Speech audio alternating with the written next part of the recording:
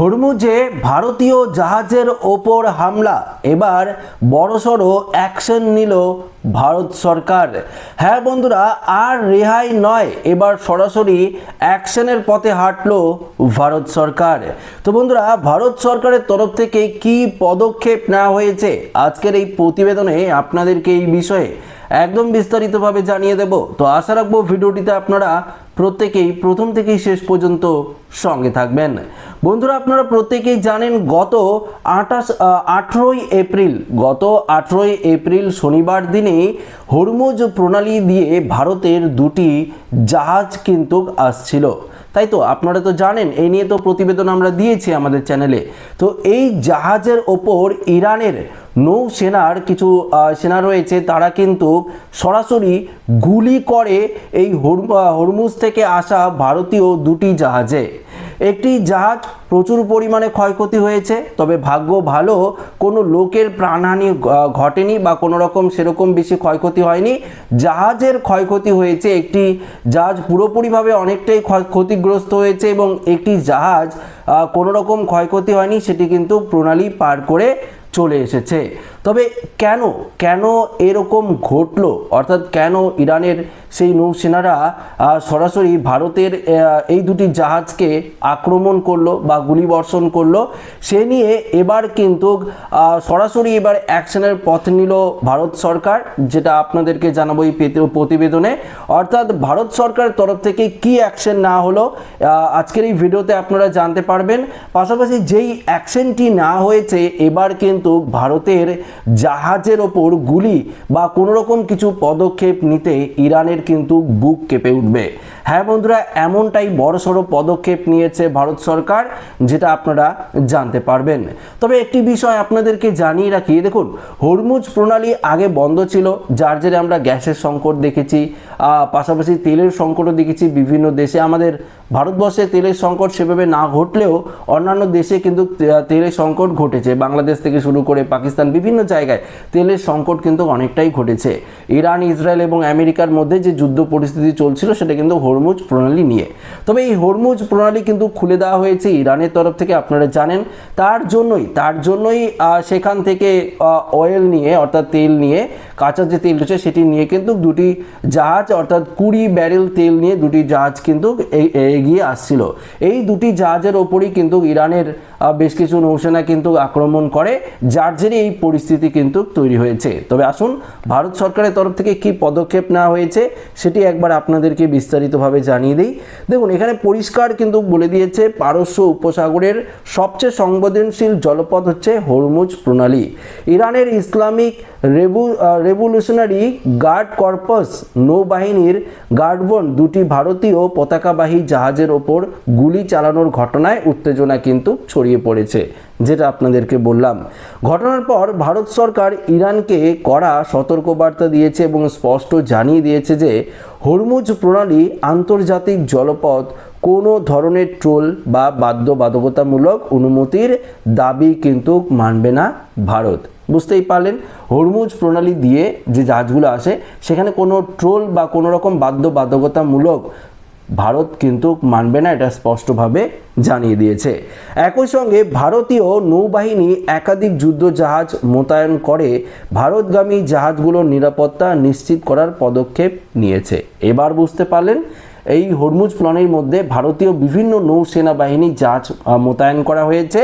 এই যে তেল যে জাহাজগুলো আসবে, সেই জাহাজগুলো যাতে কোনো রকম ক্ষয়ক্ষতি না হয়, সেই জাহাজগুলোতে যাতে কোনো রকম আক্রমণ কেউ করতে না পারে, তার জন্য আগে থেকে সিকিউরিটি পারপাস কিন্তু নিরাপত্তা বাহিনী বাড়ানো হয়েছে, বা প্রণালীতে নিরাপত্তা বাহিনীর যে জাহাজগুলো সেটা কিন্তু মোতায়েন করেছে ভারত।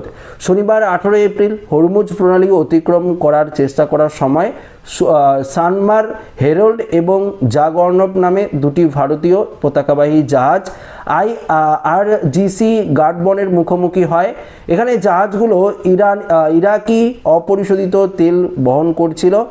IRGCর গার্ডবহনগুলো জাহাজ দুটিকে থামিয়ে দেয় এবং সশরীরে গুলি চালায়।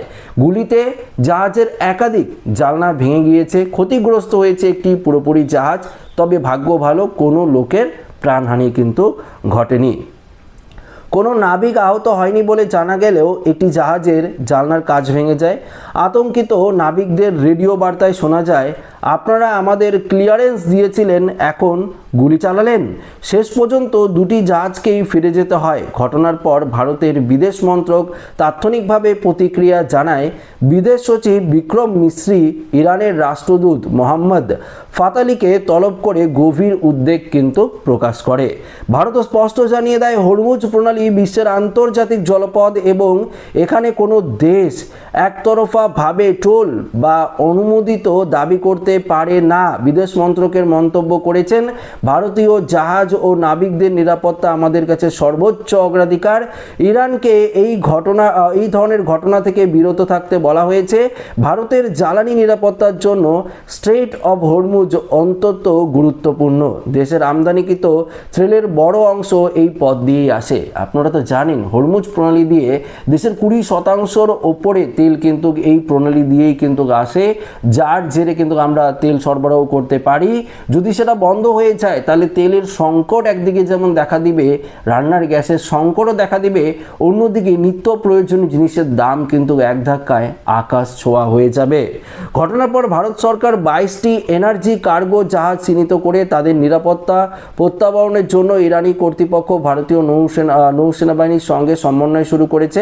ভারতীয় নৌবাহিনী ইতিমধ্যে একাধিক যুদ্ধজাহাজ স্ট্রেইট অফ হরমুজের কাছে মোতায়েন করেছে, যাতে ভারতগামী বাণিজ্যিক জাহাজগুলো নিরাপদে চলাচল করতে পারে। এই ঘটনা ইরানের অভ্যন্তরীণ ক্ষমতার লড়াইয়ের সামনে কিন্তু এনেছে। কয়েক ঘন্টা আগেই ইরানের বিদেশমন্ত্রী হরমুজ খোলা রাখার কথা বললেও IRGC তার উল্টো অবস্থান নিয়ে গুলি চালায়। বিশ্লেষকরা বলেছেন, এতে ইরানের মধ্যে সামরিক ও বেসামরিক কর্তৃপক্ষের মধ্যে বিভেদ স্পষ্ট হয়ে উঠেছে। ভারত সরকার পরিস্থিতি নিবিড়ভাবে পর্যবেক্ষণ করবে। বিদেশ মন্ত্রক জানিয়েছে, কূটনৈতিক চ্যানেলের মাধ্যমে ইরানের সঙ্গে আলোচনা চলছে যাতে ভবিষ্যতে এমন ঘটনা না ঘটে। একই সঙ্গে নৌবাহিনীর প্রস্তুতি দেখিয়ে দিয়েছে যে ভারত তার বাণিজ্যিক স্বার্থ ও নাবিকদের নিরাপত্তা কোনোভাবেই আপোস করবে না। তো বন্ধুরা, এক্ষেত্রে আপনারা পরিষ্কারভাবে বুঝতে পারলেন, ভারত কিন্তু এবার আর কোনো রকম কিছু মেনে নেবে না। যদি আবারও দেখা যায় এই হরমুজ প্রণালী দিয়ে যদি কোনো তেল আসে, কোনো জাহাজ আসে, সেক্ষেত্রে যদি তারা দেখে আবার গুলিবর্ষণ হচ্ছে, অ্যাটাক হচ্ছে, তাহলে কিন্তু ভারত কিন্তু এবার থেমে থাকবে না। দেখুন, ইরানের সাথে ভারতের যে সম্পর্ক, সেটা কিন্তু একটা ভালো বন্ধুত্ব সম্পর্ক, এই নিয়ে কিন্তু কোনো রকম মতভেদ নেই। তবে কেন হঠাৎ করেই এটা করা হলো? ইরানের সমস্ত কিছু শক্তি কিন্তু যারা এই কাজটা করেছে তাদের উপর কিন্তু মোতায়েন রয়েছে। যদি ইরান কোনো কিছু না বলতো বা ইরানের থেকে যদি কোনো রকম পরামর্শ না পেত, তাহলে তো তারা গুলি চালাতো না। এই ব্যাপারটা কিন্তু একটা ভাবার বিষয় হয়ে দাঁড়িয়েছে। তবে দেখার বিষয় এখন কি হয় বা কি ব্যবস্থা নেয় আরও ভারত সরকার, বা এই নিয়ে কোনো রকম আবার বড়সড় পদক্ষেপ নেয় কিনা, সেটা পরবর্তী আপডেটে জানিয়ে দেবো। তো এই আপডেট এখানে শেষ করছি। ভালো লাগলে লাইক করুন, শেয়ার করবেন, নতুন হয়ে থাকলে চ্যানেলটিকে সাবস্ক্রাইব করে আমাদের সঙ্গে জুড়ে থাকবেন। ধন্যবাদ।